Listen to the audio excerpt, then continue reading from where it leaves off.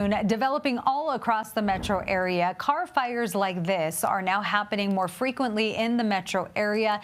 This one on I-70 near I-25 Monday morning, that was around 6:45. And as you can see, cars are driving way too close to this vehicle fire. This is just one concern our local firefighters are sharing with us. Your traffic reporter Brian Sherrod joins us now from Denver Fire Headquarters on West Colfax. And Brian, we know you spoke with the fire captain this morning who says this is just one example of why drivers need to always pay attention when out there on the roads. And Michelle, Fire Captain J.D. Chism tells me when there's emergencies like crashes and fires, drivers are just too distracted. They're driving way too close and they're causing way too many hazards themselves. They say once the driver takes their eyes off of the road, they instantly become that hazard and they put others at risk. So like you mentioned with the video on your screen from Monday morning, drivers need to remember to slow down in general. As you can see, the car is on fire, but emergency crews have not arrived yet. In cases like this, drivers need to move over to lanes as far from the fire as they can.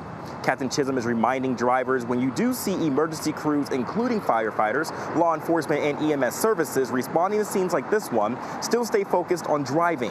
When you are distracted, you take your eyes off the road and risk injuring the first responders. This is something Captain Chism tells me has been an issue for years.